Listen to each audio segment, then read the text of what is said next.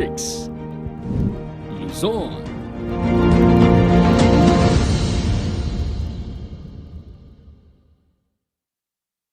On to round 2 of the competition. Mindanao choirs gear off for the choir singing with choreography. Join them on Sunday, February 22, 1 to 2 p.m. at Isang Tinig, Isang Himig, the INCRadio Choral Competition. Kilalanin si kapatid na Limbert Valencia mula sa lokal ng Central Signal, Distrito Eklesiastiko ng Makati. Ang ating kapatid na isang project engineer, kasama ng kanyang pamilya ay masiglang naglilingkod sa ating Panginoong Diyos bilang isa sa mga pangulong diakono sa nasabing lokal. Papaano siya natawag sa loob ng Iglesia ni Cristo?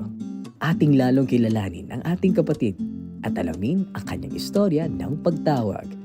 Ngayong Sabado, alas 8 ng gabi sa INCRadio at INC TV.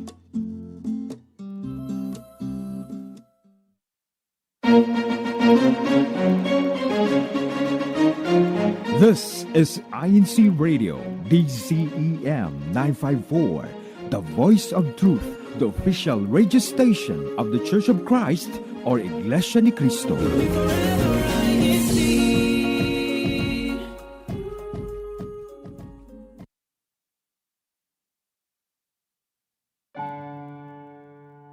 Let us celebrate family love. One of the greatest blessings we can ever have. Let us listen to stories of faith and inspire us to be resilient whatever may come. Let us engage in meaningful discussions And talk about things that you can relate to. Let us learn new things. And let it encourage us to be even more confident. Laugh with us. Cry with us. Let us create beautiful moments together. So that they can become beautiful memories that we can look back to. Take a seat. Get comfortable wherever may you be. Let us welcome you home to the Cheerful Hearts family.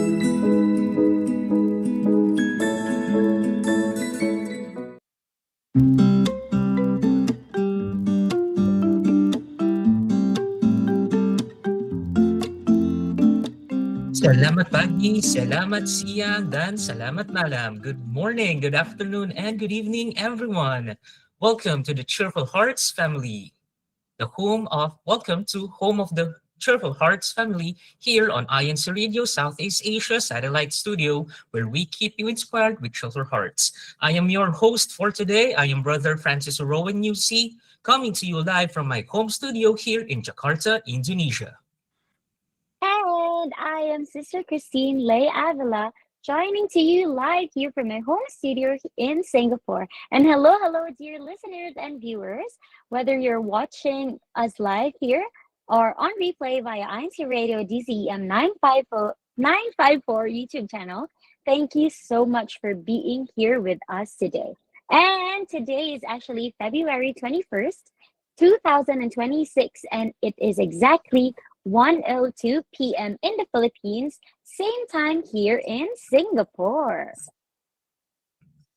And we are late, 1 hour late here in Jakarta, Indonesia. Oh, Sister Lay.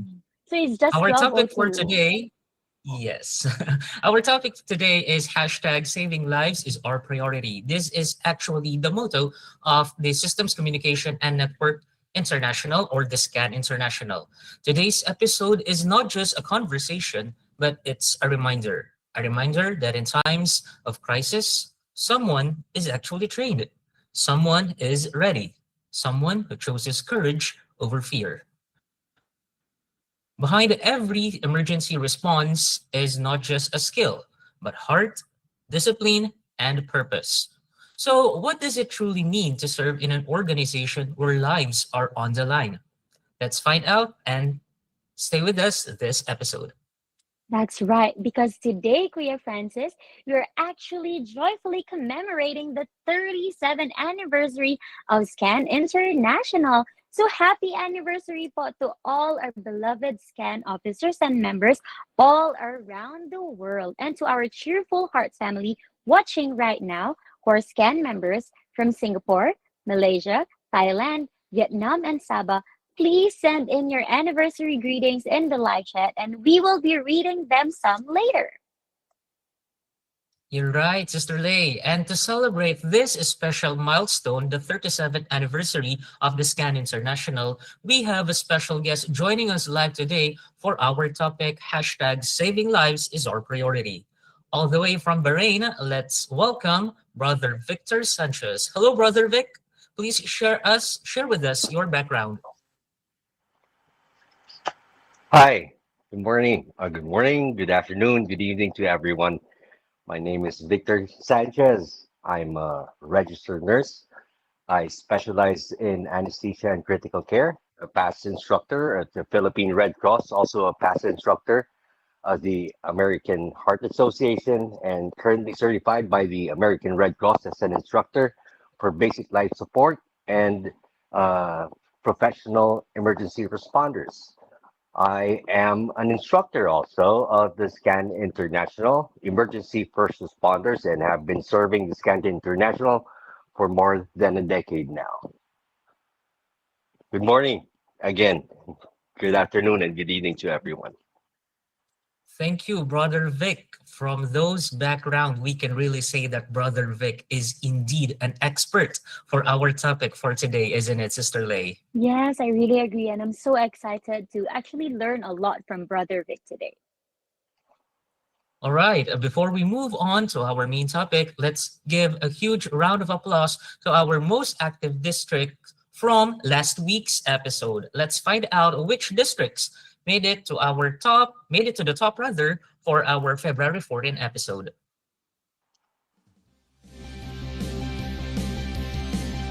Yes, let's have for the most active district. Top 3. We have Vietnam. Congratulations po. And we have top 2 for the most active district. We have Sabah.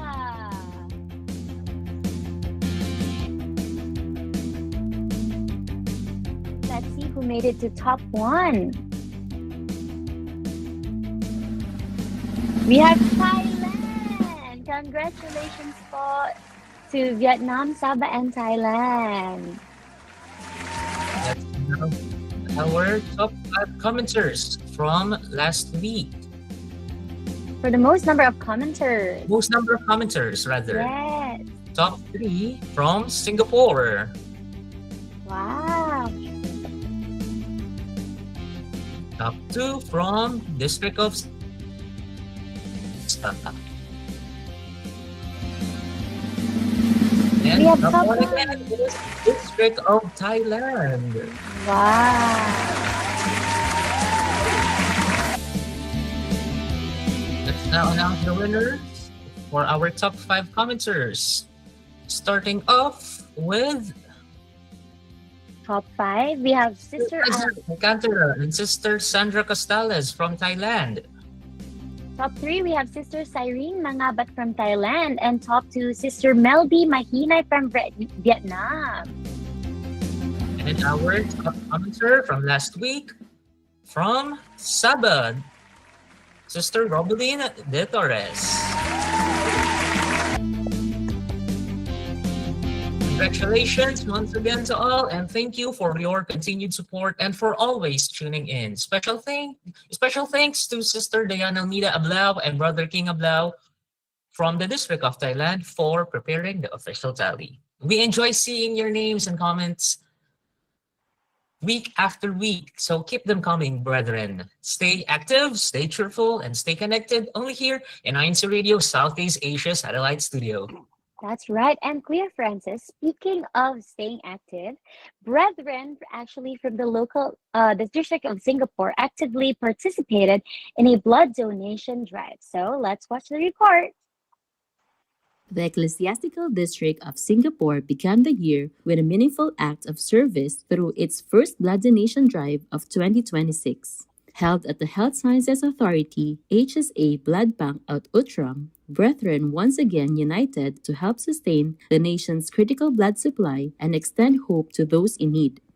Organized by the Christian Family Organization's CFO officers in close coordination with the Health Sciences Authority, the activity was carefully planned weeks in advance. Information campaigns were conducted across local congregations to encourage participation and to guide prospective donors in properly preparing for the donation process. From early morning, brethren gathered at the HSA Ultram facility, patiently going through registration, health screening, and hemoglobin testing. Many expressed eagerness to begin the year by participating in a life-saving initiative. Blood donation remains vital in Singapore's healthcare system. The nation requires hundreds of units of blood daily to support surgeries, cancer treatments, emergency trauma cases, and chronic illnesses. With blood having a limited shelf life, regular donation drives are essential to maintaining a steady and safe supply. To ensure donors were physically ready, CFO officers shared preparation reminders such as increasing water intake, consuming iron-rich foods, and getting sufficient rest prior to donation. First-time donors particularly appreciated the guidance, which helped ease concerns and build confidence. As the screening process is optimized to accept donors with the optimum bodily conditions, certain first-time donors have not been accepted to donate blood. This, though, is an opportunity for the brethren to learn how they can better prepare themselves and increase their chances of becoming eligible blood donors. They are nonetheless happy to have participated in the activity and look forward to the next opportunity to contribute. Brethren expressed gratitude to the church administration for approving activities that not only strengthen unity within the church but also contribute positively to society. Through this first blood donation drive of 2026, members demonstrated their commitment to living out the Christian teaching to do good whenever there is an opportunity. For the Iglesia ni Cristo News Network, I am Sister Marinel Estonilo, INCRadio.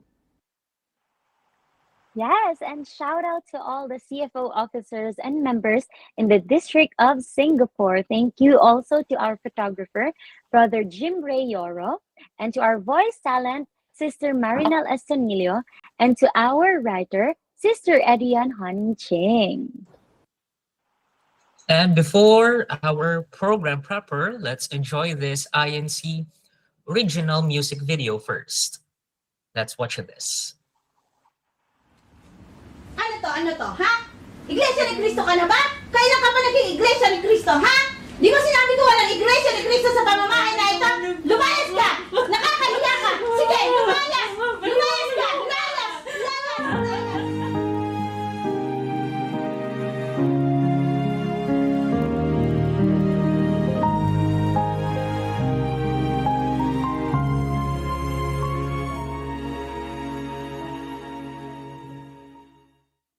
Kahit anong pait ng paghirap ko, ang pag-asa ko ay laging nasa'yo. Pagsubok man ay dumating, sa tulong mo ay handa kong harapin.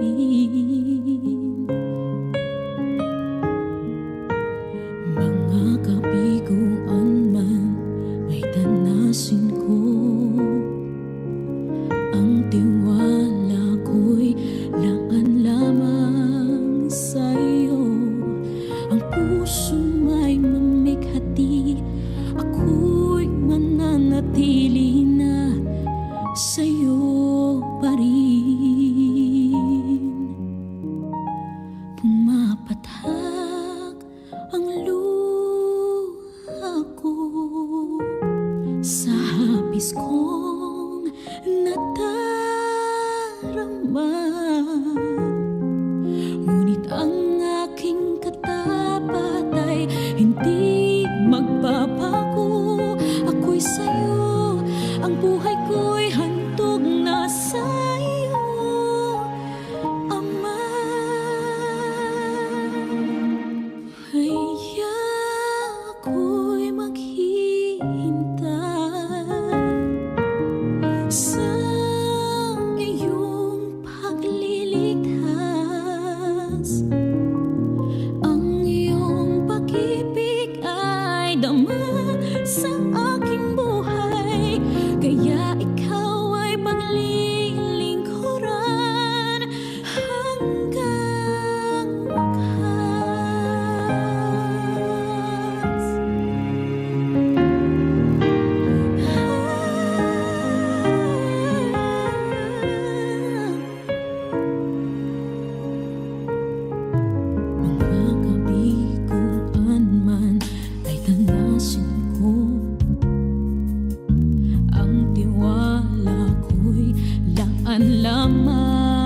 sa'yo. Ang pusong may mamighati, ako'y mananatili na sa'yo pa rin. Pumapatak ang luha ko sa hapis kong nadarama.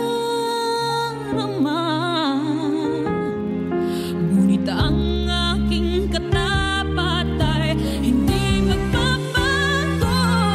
Ako'y sa'yo, ang buhay ko'y handog na sa iyo, Ama. Kaya ako'y maghihintay sa iyong pagliligtas. Ang iyong pag-ibig ay dama sa aking buhay. Kaya ikaw ay paglilingkuran hanggang mabalo na ang buhay kong ito, na umaasa sa iyong pangako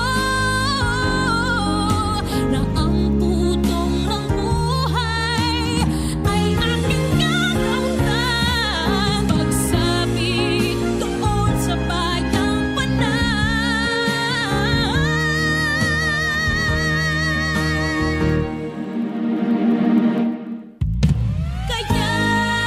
ako'y maghihintay sa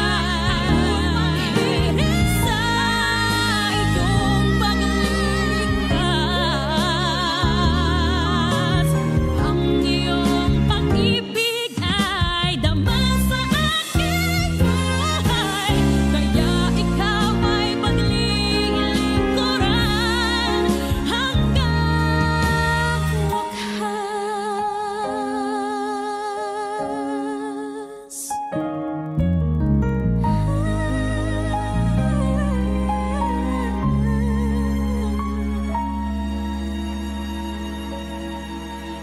Hanggang wakas.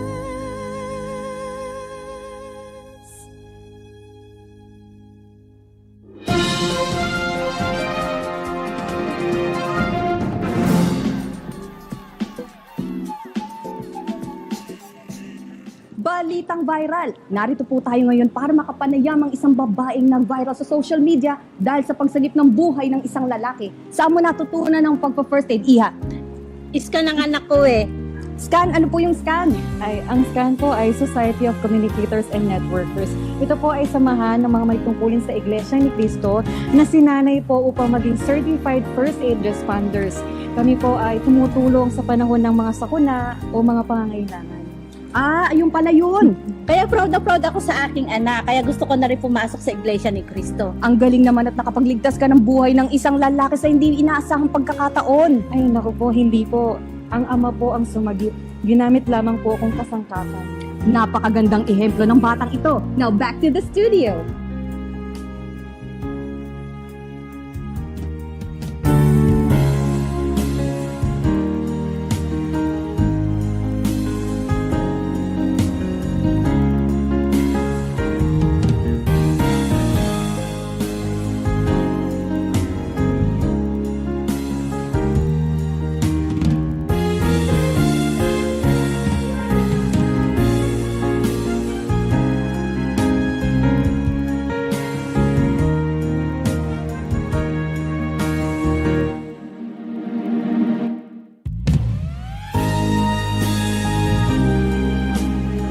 What an inspiring SCAN International inspired music video, isn't it, Sister Lay?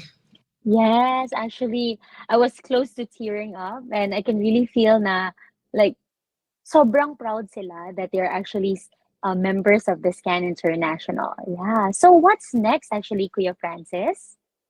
Of course, speaking of SCAN or Society of Communicators and Networkers, let's call in once again our guest for this afternoon's episode. Brother Vic, Why is it important for ordinary people, not just healthcare workers or professional rescuers, to learn emergency first aid like chest compressions that we saw earlier in the INC music video and CPR or cardiopulmonary resuscitation? Okay, so let me answer that question. So why is it important for people to know these emergency first aid?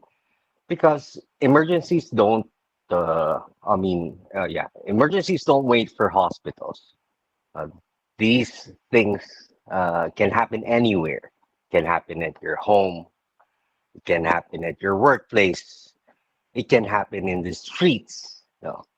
And every second counts during those times of emergencies, which is why people around you uh, during those times matter when it comes to emergency response.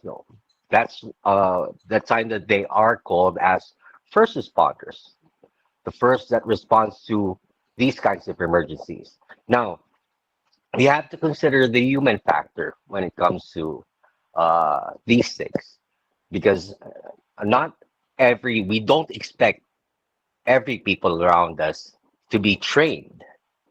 But well, as much as possible, we try to inform people because nowadays there are more ways to inform people.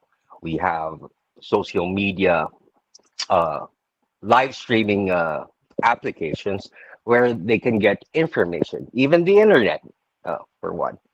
But still, it is different when people are trained to respond. Now, the human factor, just like what I said, one thing that we should consider, I don't know if you are familiar with the fight or flight response. Yes, the fight or flight response. That also applies to responding in emergencies. Just like when, let's say, an incident happens, someone encounters an accident. Let's say, basically, they're in the Philippines, or in, well, anywhere in the world, like riding a motorcycle, something that happens every day. And then this accident happens, a collision happens, and then you see bleeding, you see a lot of blood. Now, there are lots of people who are afraid of seeing blood. So then the response happens, the human factor. I know this person needs help because he is bleeding, but then fear sets in. So what do I do? Most people would run away. Most people will be shocked. Most of the responses today would be to take a video, hoping it would be viral.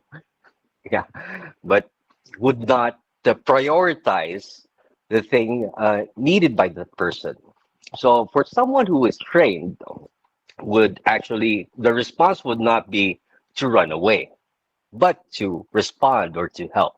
Now, knowing what to do would be um, the golden time. That golden time in saving that person's life, because we don't know if that person would, or rather, be bleeding to death. Something that can be prevented from happening, or let's say it may not be bleeding, or someone just collapsed in front of you, and it's important to know what that person needs at that time. Is the person still breathing? Is the person's heart still beating? So knowing what to do, how to check these things actually saves lives. Yeah, and more people trained, more people know how to do the right thing. Right, would be beneficial for those who would be needing help. Oh, that's really true po, Kuya Victor, no? I really agree po on the flight or fight response because like even if I train myself as like a first aid responder because I'm a teacher, so we are trained, but actually if you ask me also, even if I'm trained, I would definitely have the flight response because you will get scared, right? So I think this topic will be so informative and very, very helpful to everybody, and of course, as a as a person, Kuya Victor, I want to actually know like what are usually the most common emergency situations where emergency first aids or CPR is actually needed. Yes, that's a good question, Miss Dano. Um, Common emergencies would fall with, let's say, just like what I mentioned earlier, you have severe bleeding. Now, when I say severe bleeding, it's not just that kind of bleeding that you get when you are in the kitchen, like cut yourself um, when trying to slice onion. You know, something that would when you cut an artery, that spurting kind of bleeding. Uh, so that means you'll be losing more blood. That's one. You also have choking. Choking can happen like when you are in the dining table with your family, enjoying your favorite dish, and then somebody just stands up and then holds his neck up and then cannot talk anymore, and then that means his airway is completely blocked. So that's another one, choking. And then you have, of course, cardiac arrest, right? When someone's just suddenly collapses and the heart totally stops. Then another one would be um, sudden loss of consciousness. So with sudden loss of consciousness, this can be a lot of things. This can mean a lot of things. It can be fatigue. It can be lack of oxygen. So um, with this, you can identify what the problem is. That's very important. We also have another kind of emergency would be drowning, okay, which is common, especially during summer, where people love going to the beaches and the pools. And I think another thing would be seizures. It should be we people should know what seizures are and how to manage this because most people who don't know what is happening to a person experiencing seizure would do a lot of things, and these things can be harmful to the person experiencing seizures. Now, these things happen every day all around the world. One example would be my son. He was taking a shower. He was taking a hot shower, and then um, suddenly, after taking the shower, he opens up the door and comes out. Luckily, I was here. I was at the living room. He comes out, and then when he came out, he said he felt like he was having a hard time breathing, suffocating inside the shower. When he came out, all steam was coming out. So most probably, oxygen got depleted inside the bathroom. So when he came out, he went to the dining table. He stood for a second, and then I was watching him, and he was slowly leaning forward, meaning he was about to collapse.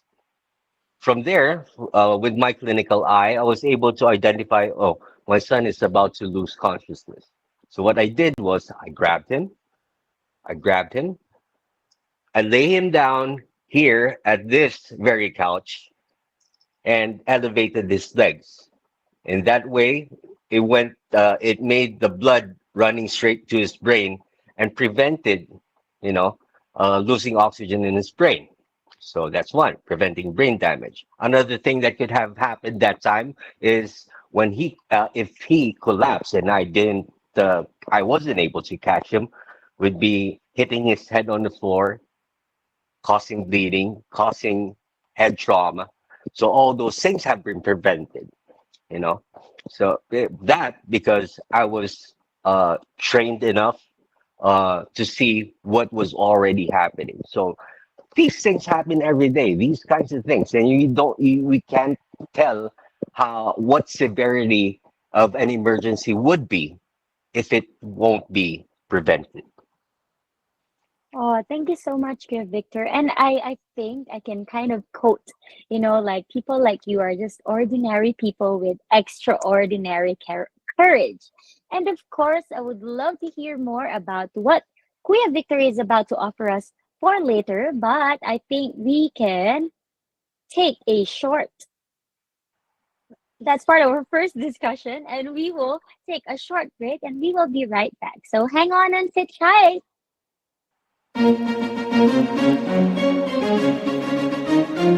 This is INCRadio, DCEM 954, the voice of truth, the official radio station of the Church of Christ or Iglesia ni Cristo.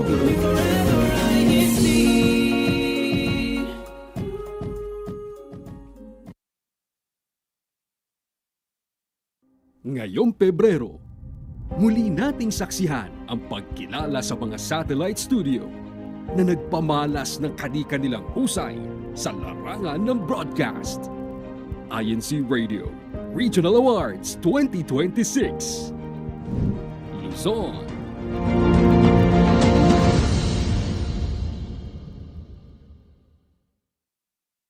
On to round 2 of the competition. Mindanao choirs gear off for the choir singing with choreography. Join them on Sunday, February 22, 1 to 2 p.m. at Isang Tinig, Isang Himig, the INCRadio Choral Competition.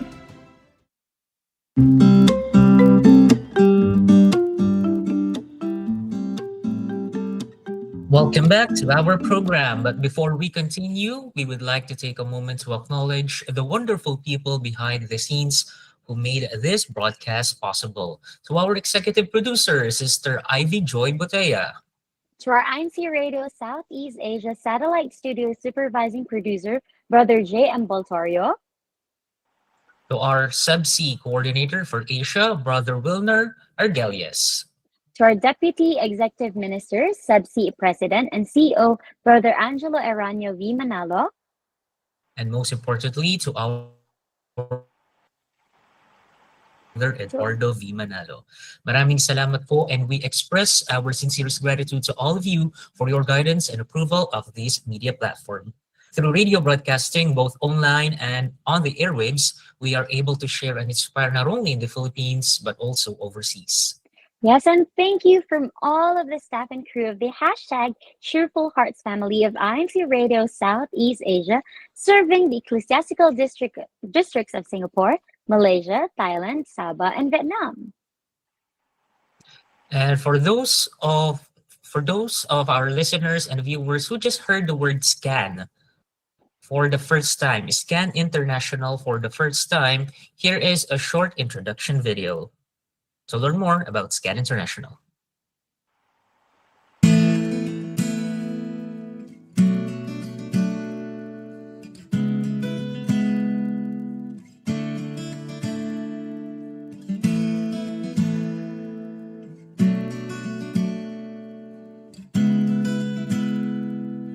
Ang SCAN International o Society of Communicators and Networkers International ay isa sa mga samahan na nasa ilalim ng pagsubaybay ng tanggapan ng mga kapisanang pangsambahayan.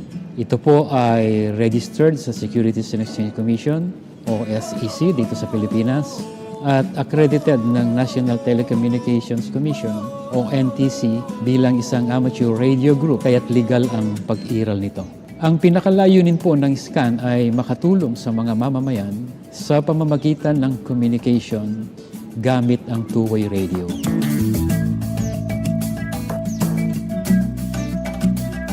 Nagsimula ang SCAN International sa kakaunting bilang lamang ng mga kapatid na mayroong common interest sa paggamit ng two-way radio.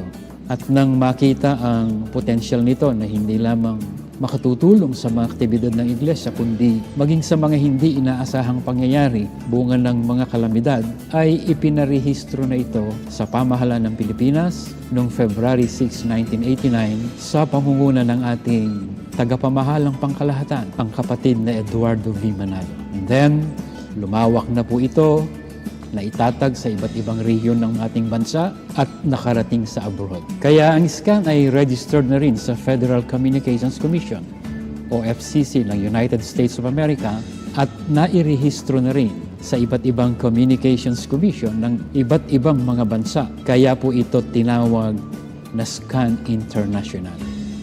Ang complete list po ng mga chapters ng SCAN abroad ay makikita sa official website nito, www.scaninternational.org.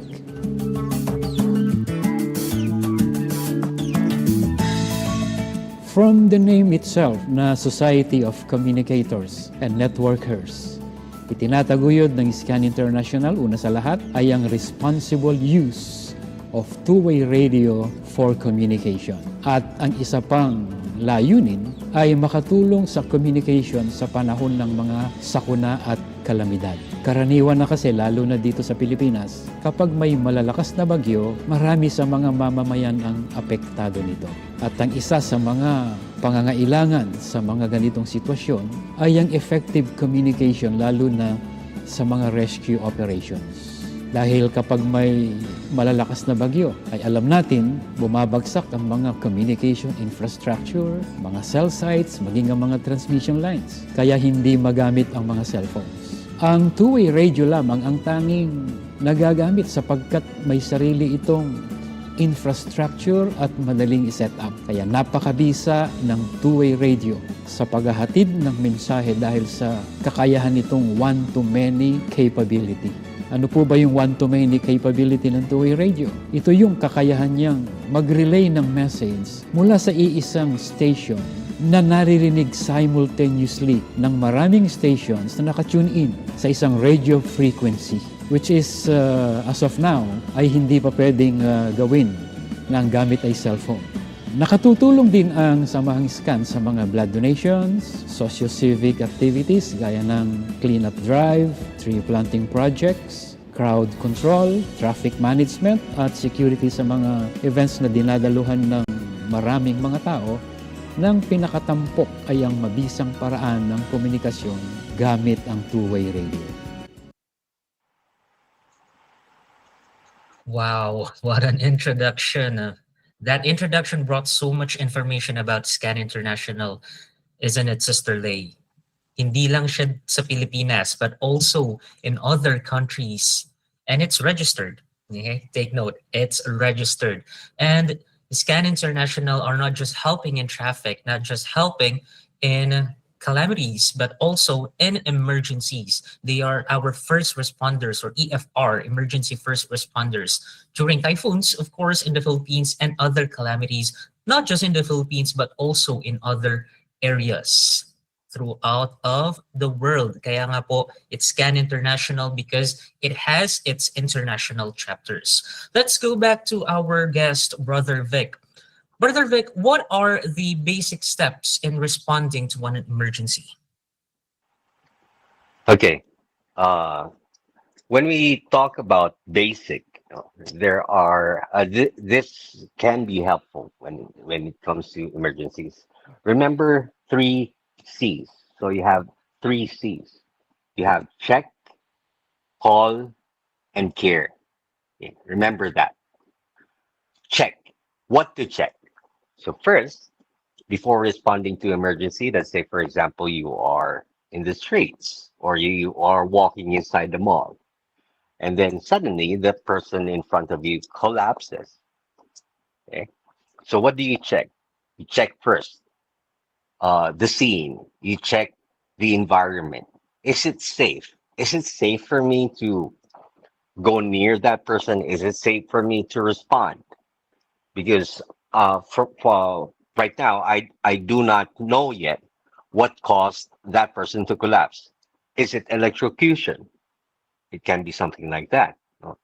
In other situations, it can be poisonous gas inhalation, or anything else that may, let's say, for example, trauma.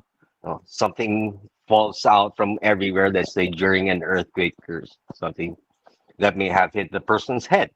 Okay, so that's the first person to check. Check if the scene is safe. If the scene is safe, then I can approach and offer my help. If it's in a public place, it's very important to introduce myself. Now, that is vital, especially if you are in other parts of the world. Just like in my case, that here in the Middle East, that is very important for people around you to know what my training is. What am I doing? Am I offering my help? Now, what else to check for that person. So once I have made contact with the victim or the person who needs help, what do I check? I check first consciousness. Check look. You look first. Is the person moving? Is the person does the person appear conscious? Is the person breathing?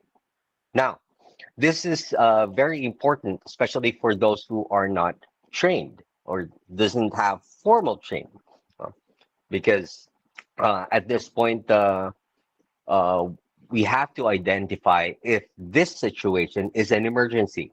That is very important because there are times that, let's say, for example, you were walking down the street and then you find someone beside the road who is not moving and appears to be unconscious. And then I suddenly, because I watched the specific scene about responding, I suddenly run to the person and start doing CPR to that person.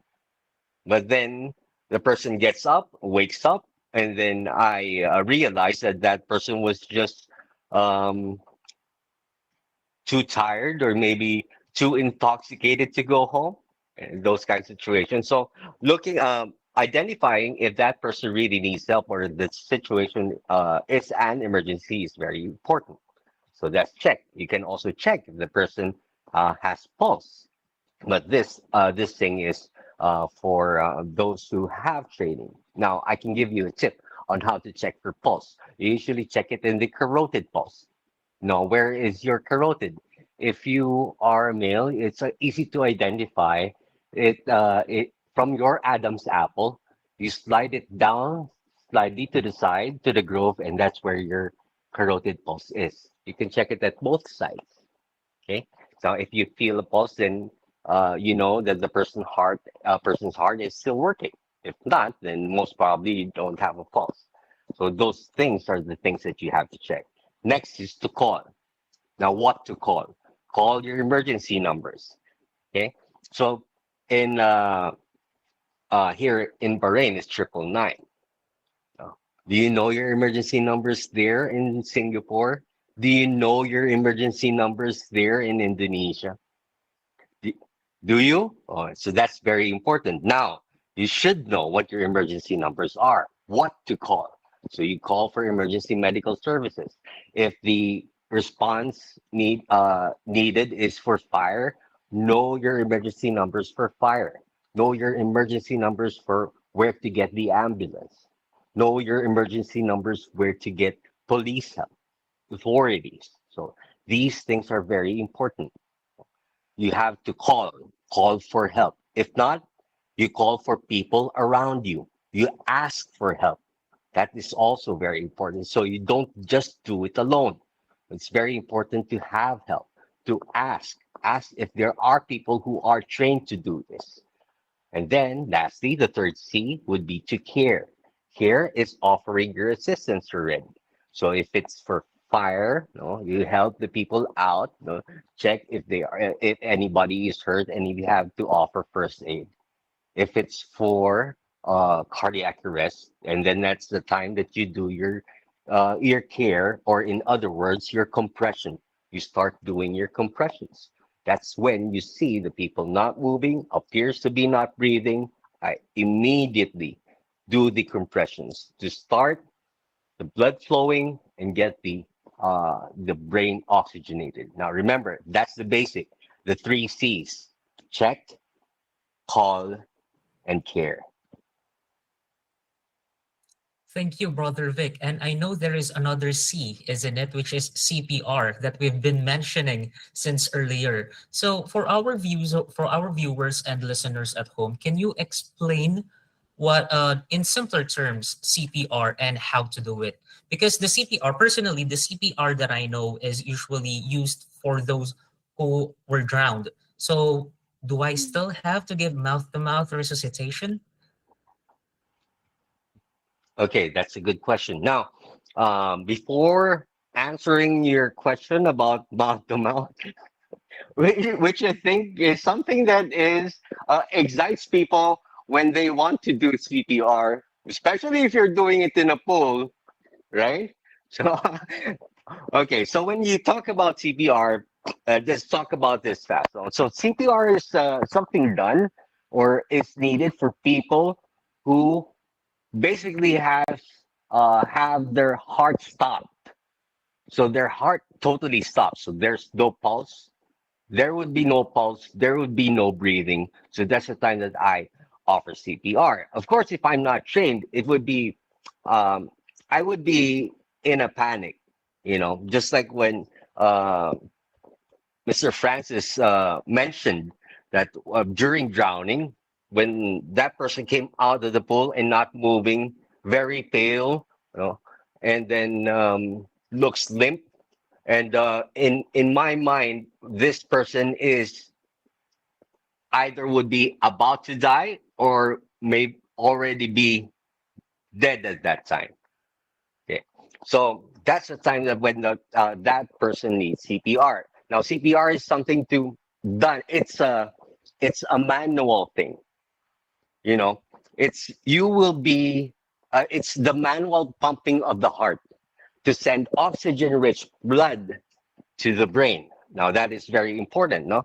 Not just the brain, but to every organ in the body, supplying it with oxygen-rich blood, which is still in the system of the person, even if that person is not breathing. Now, seconds are critical. Why? Because it would only take around 10 minutes. That's a golden 10 minutes. 10 minutes for you to start that CPR and for that person not to have irreversible brain damage. Now, if you start the CPR as early as you can, you prevent that from happening. Okay, so how do you do CPR? You do your compressions. Where do you do your compressions? Center of the chest. That's where the heart is. Now, what do you use? The heel of your hand. So it's this part, the heel of the hand that touches the center of the chest. You lock it at the center of the chest.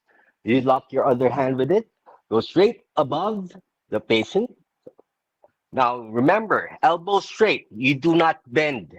You do not bend like this, just like what you see on TV or in telenovelas. You don't do this.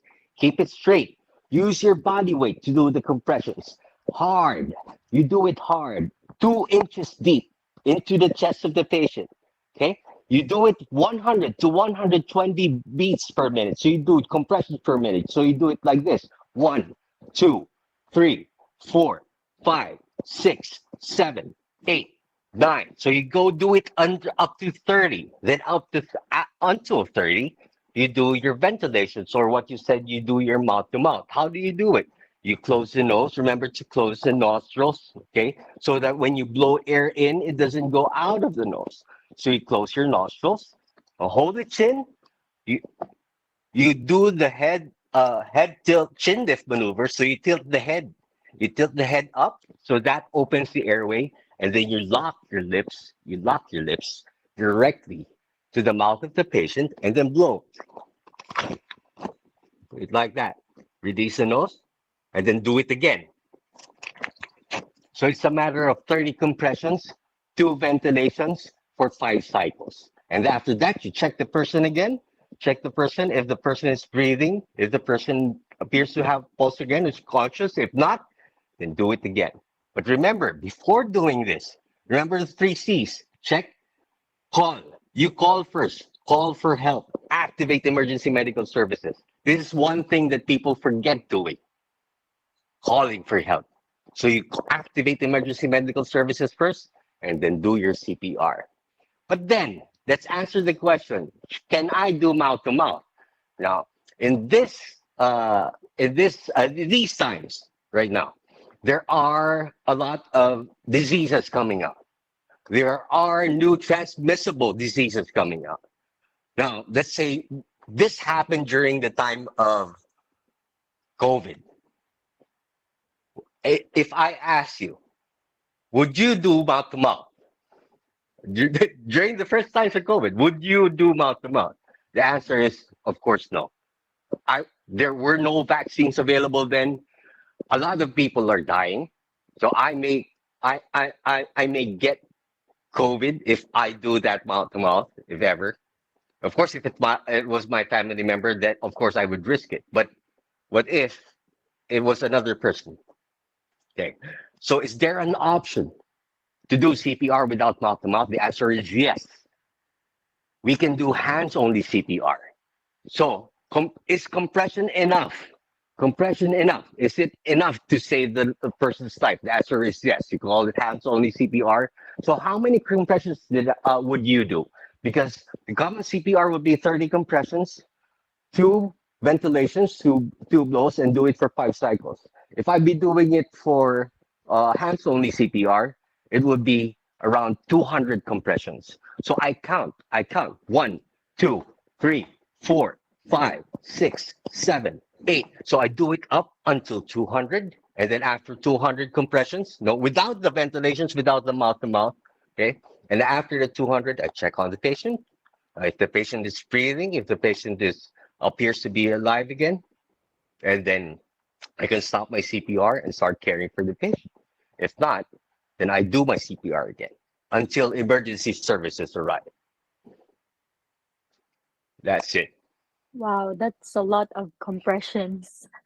Yeah. It is. Yes, It that's makes right. me realize that it's actually not it's not an easy job, right, Greg Francis, to be like a first emergency responder. Imagine 200 compressions. Wow, that's really tiring. Oh, okay. And of course, let's pause for a bit and watch this really interesting Fast Talk Scan edition, and we'll get back to you again, Cleo Victor. So hang in tight.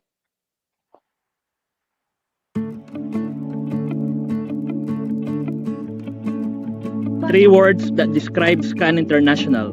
Prepared, courageous, and compassionate. Coffee before deployment.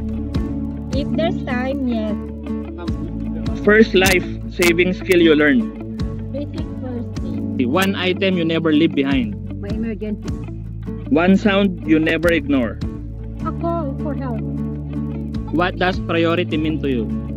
Lives always come first. Physical or mental training harder? Training. Teamwork or leadership? Teamwork saves lives. One value every member must have. Biggest unseen challenge? What does courage look like? Showing up anyway. What keeps you steady in chaos? Training and trust in the team. One word for Scan Spirit. Service. What matters most in crisis?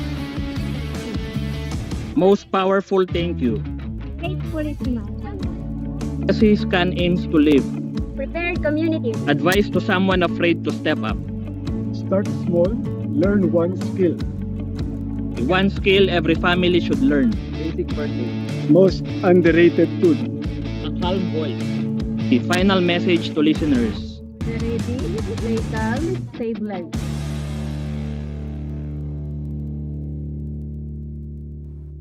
Wow, that's a really fun fast talk. And I actually like what one of the brothers said, that the most underrated skill is having a calm voice. That's really, really true.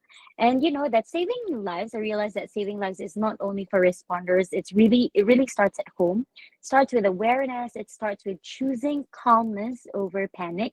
And today perhaps, we all learn how to just be a little bit more prepared.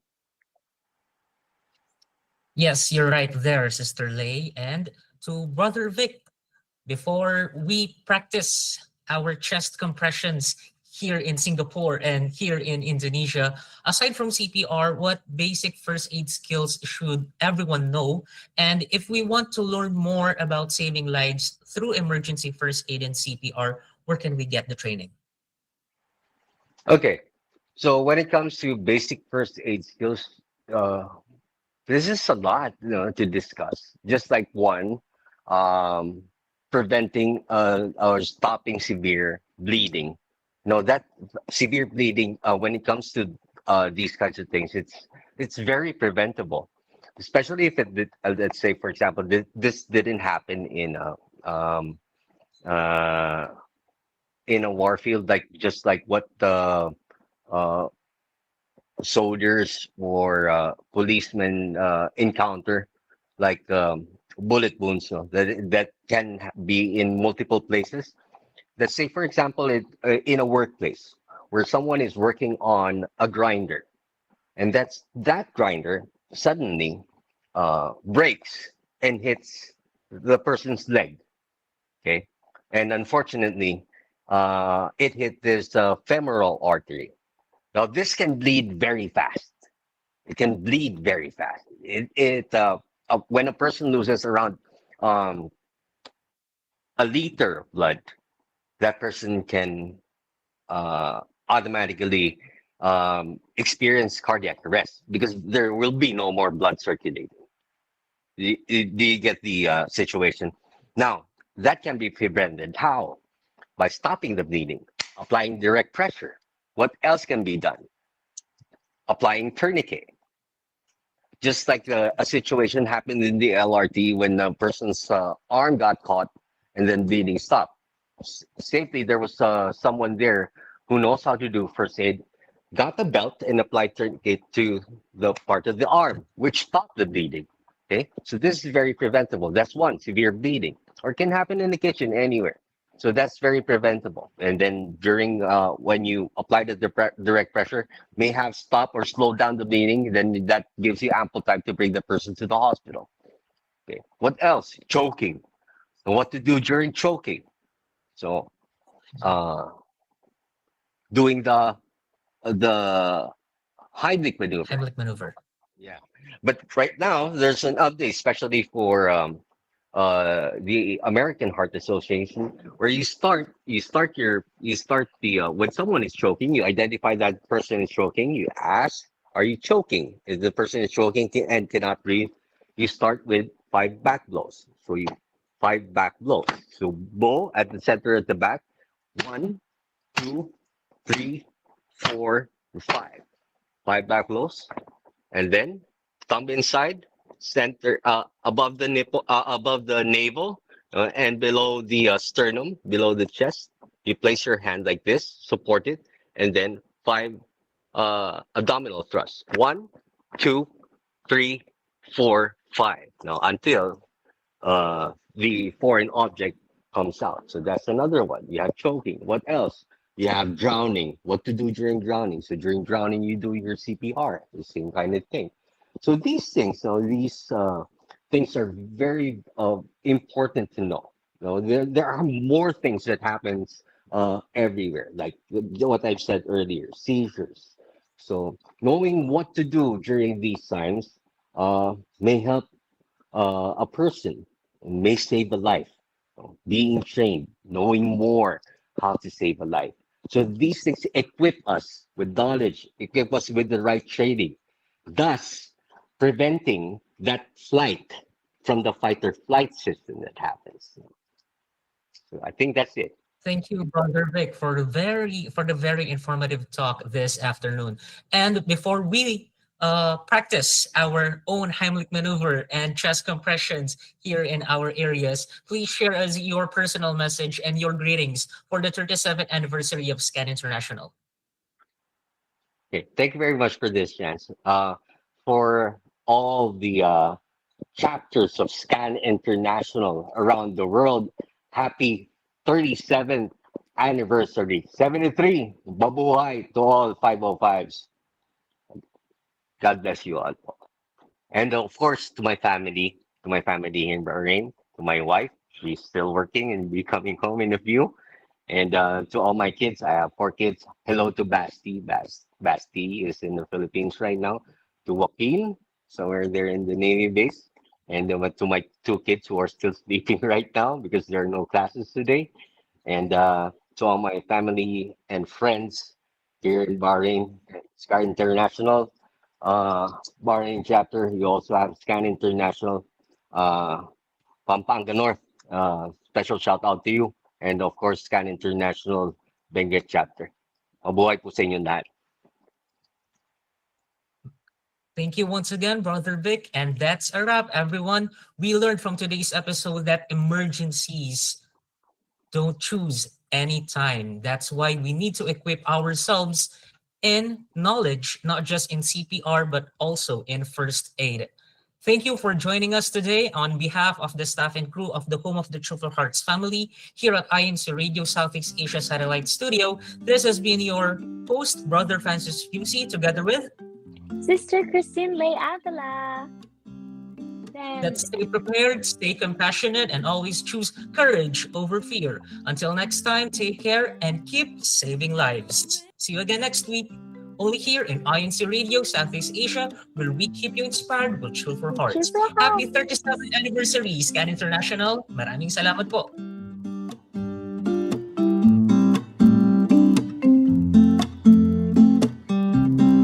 Come with me and listen to God's words. His message will receive. Ngayong Pebrero, muli nating saksihan ang pagkilala sa mga satellite studio na nagpamalas ng kani-kanilang husay sa larangan ng broadcast.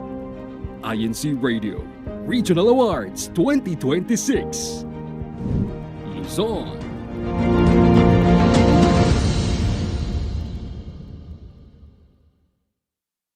Kilalanin si kapatid na Limbert Valencia mula sa lokal ng Central Signal, Distrito Eclesiastiko ng Makati. Ang ating